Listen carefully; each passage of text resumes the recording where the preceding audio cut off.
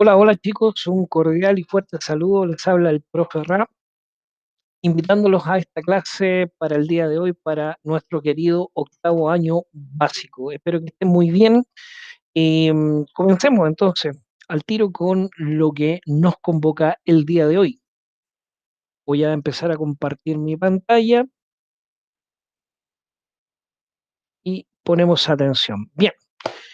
La clase del día de hoy tiene que ver con las monarquías nacionales. Ya habíamos estado entonces viendo lo que implicaba el quiebre institucional y eh, habíamos visto el proceso de reforma en la Iglesia Católica y con ello se empezaron a generar también eh, reformas que fueran potenciando las monarquías y particularmente las monarquías nacionales. Entonces, comenzamos con la clase del día de hoy.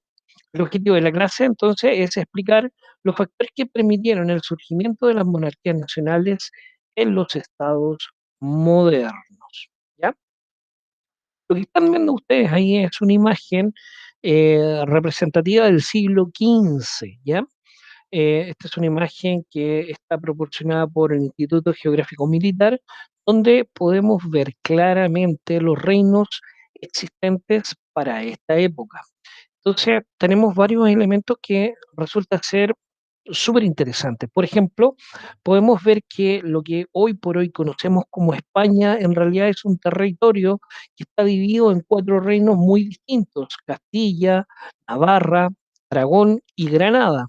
Por otro lado, tenemos el Reino de Portugal, el Reino de Francia, como lo conocemos, Inglaterra, Escocia, Noruega, Suecia, el gran imperio romano germánico, el imperio de Hungría, Polonia, el Principado de Valaquia, los estados serbios y, por ejemplo, en esta suerte de bota que en la actualidad conocemos como Italia, vemos que está segregada o dividida en diferentes pequeños reinos o ducados, ¿ya? Entre ellos está los estados pontificios. Faltan países, sí, claro, faltan países que en la actualidad conocemos, pero para el siglo XV no existen. Por ejemplo, aquí no está Austria, que posteriormente va a surgir como un gran reino, o Prusia, eh, o la misma segregación que van a venir posteriormente de los estados serbios. Pero eso lo veremos más adelante. Otro imperio que va a ser importante también va a ser el tremendo imperio otomano. ¿Ya?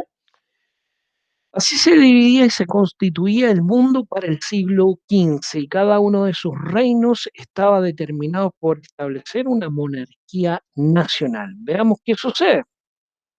En Europa Occidental los reinos continuaron su proceso de centralizarse, organizándose como monarquías autoritarias de carácter dinástico. ¿Qué quiere decir eso? Las dinastías tienen que ver con una línea sanguínea. Si el rey muere, su sucesor directo no va a ser una elección, no va a ser nadie más que no sea su hijo. ¿Ya? Entonces, finalmente, las monarquías para este tiempo y en esta organización no terminan nunca, siempre van a ser los descendientes directos de todos los reyes que haya tenido por primera instancia. Como fue el caso de Inglaterra, Francia y España. Eh, en el este de Europa, Polonia, Hungría fueron monarquías electivas, a diferencia de las anteriores, aquí se eligió al rey. En la región septentrional, septentrional la Unión del Kalmar, eh, que mantenía unida a Suecia, Noruega y Dinamarca, o los Países Bajos, que en la actualidad se conocen, bajo el control de este último, ¿ya? Calmar, Unión de Calmar, perdón, yo me equivoqué en pronunciar, es la Unión del Calmar, ya que mantiene unida a Suecia, Noruega y Dinamarca. Y, eh, y se disolvería esta unión de estos tres reinos para 1521, quedando solamente Suecia en forma independiente. ¿Ya? ¿Qué factores posibilitaron estas monarquías nacionales? Pues bueno, primero que todo, la concentración de todo el poder bajo la figura del rey. ¿Ya? La consolidación de la burocracia administrativa, ¿qué sería considerada la burocracia administrativa?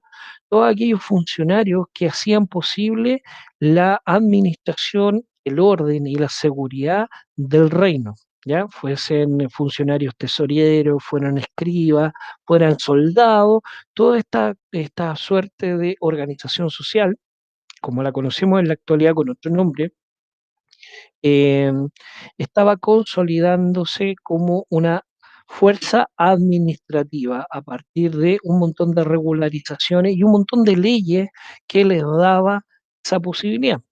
También tenemos la existencia de sistemas fiscales centralizados, donde toda la plata llegaba al rey y el rey era el que se encargaba de distribuir ese dinero para su propio beneficio en primera instancia y posteriormente el de su nación. La formación de una iglesia nacional, ¿ya? La iglesia también, recuerden, como lo habíamos visto antes, el quiebre institucional de la iglesia, ahora vamos a profundizar, bueno, ¿por qué la iglesia era tan importante? Bueno, la iglesia era nacional. ¿Qué quiere decir eso? Que la religión que optaba o que determinaba el rey era la religión que iba a ser para todo el reino y para toda la vida. Por ende, la iglesia se constituía en un poder fundamental. ¿Por qué también? Porque la iglesia va a ser la controladora y dominadora de la población. ¿Ya? Eso lo profundizaremos más adelante. Y por último, la expansión de territorio. Toda monarquía nacional siempre va a tender, siempre va a propiciar poder expandirse para poder adquirir mayor cantidad de recursos y terreno posible. Esta sociedad es una sociedad piramidal, ¿ya? Como aparece en la imagen, podemos apreciar que en la punta de la pirámide tenemos al rey, ¿ya? También conocida como pirámide feudal, tenemos al rey que es el soberano absoluto y todas las cosas pertenecen a él, y él está ahí porque Dios así lo ha determinado. Eso, quien lo va a establecer y quien va a apoyar esta situación va a ser la nobleza y particularmente la iglesia, ¿ya?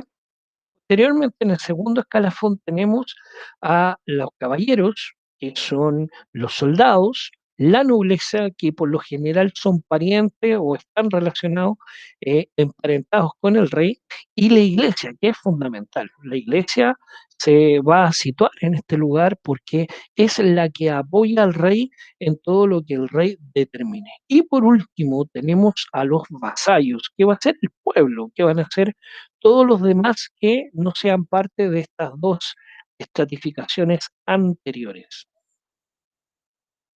Los fundamentos sociales y políticos de las monarquías eran jerarquizados y desiguales, sin lugar a dudas. La estructura social heredada de la Edad Media está organizada en tres órdenes: el clero, la nobleza y el tercer orden. El clero, la iglesia, la nobleza, los parientes directos del rey, el tercer orden o tercer estado que era el pueblo. Entonces, cada uno de ellos estaba determinado por un voto o una razón. El clero era, todo el clero, toda la iglesia era representado por una pura persona, todos los nobles eran representados por una persona y todo el pueblo era representado por una persona. Y tenemos, obviamente, fuera de esto, tenemos al rey, que también es el soberano de todo. Compuesto por, bueno, ¿qué es el tercer estado? El tercer estado está compuesto por campesinos y la burguesía. ¿Quién era la burguesía? La burguesía eran todos aquellos que no eran campesinos, pero trabajaban, por ejemplo, en los bancos, eran maestros, trabajaban en los navíos, en los barcos, entonces, estaban encargados de los trámites que se pudiesen hacer. En otras palabras, si podemos proyectar esta realidad a la actualidad que tenemos nosotros, los burgueses serían todos los funcionarios públicos, ¿ya? Los de registro civil, los de la Tesorería General de la República, esos eran los burgueses, ¿ya? Los que trabajaban en Valparaíso, en SMAR, también eran burgueses, eran considerados burguesía. El régimen político era absolutista, dejaba en las manos del soberano o del monarca todos los poderes. Aquí no había otro juez que no fuera el rey. El rey determinaba todo. Y todos se tenían que claramente acoger a lo que el rey determinaba.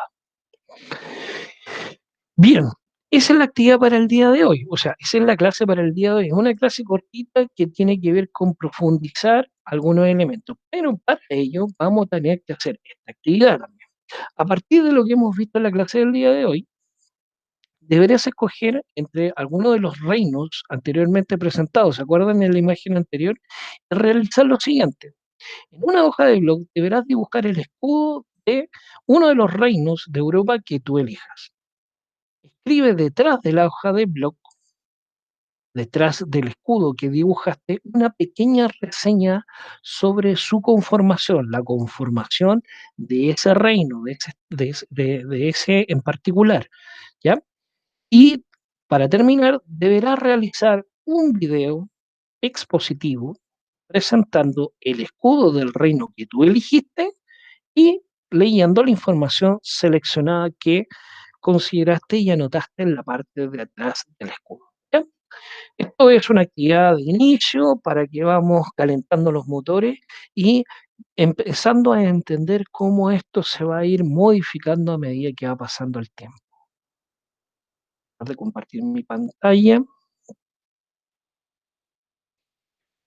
Ok, ahí está, listo. Estén muy bien, entonces los saluda desde la distancia el profe Ra, esperando que nos podamos ver pronto en la medida de lo posible, claro está. Eh, Reiterándote de que estoy atendiendo todas tus consultas los días miércoles desde las 9 de la mañana hasta la 1 de la tarde, así que espero que estés muy bien. Un abrazo nuevamente a la distancia y nos vemos pronto. Cuídate mucho, nos vemos.